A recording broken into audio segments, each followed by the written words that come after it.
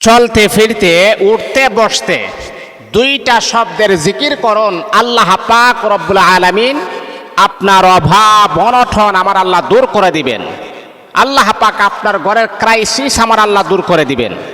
আপনার ঘরের ভিতরে সমস্যা জর্জরিত আছেন, আপনার ঘরের ভিতরে কোনো বরকত নাই, কারণ আপনি অনেক টাকা পয়সা আপনি স্যালারি পাচ্ছেন, আপনি বাড়িতে আসার পর দেখেন আপনার মেয়েটা অসুস্থ হয়ে গেছে, মেয়েটাকে যখন ডাক্তার মেডিকেলে যখন নিয়ে যান তখন অনেক টাকা পয়সা আপনার খরচ হয়ে যায়।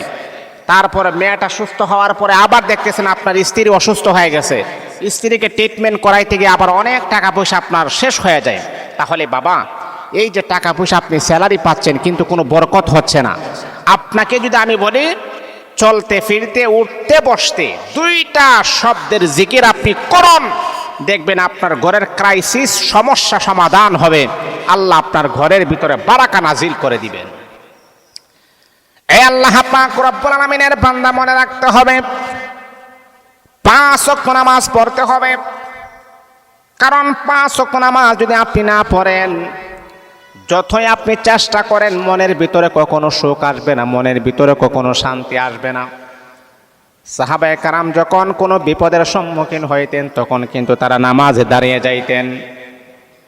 নামাজ যদি আপনি পড়েন, আল্লাহ পাক আপনার মনের ভিতরে এক প্রকারের প্রশান্তি, মনের ভিতরে এক প্রকারের শান্তি আমার আল্লাহ নাজিল করে দিবেন।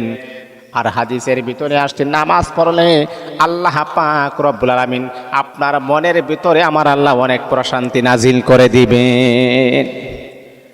নামাজ পড়লে টাকা পয়সা ইনকামের ভিতরে আমার আল্লাহ বারাকা নাজিল করবেন।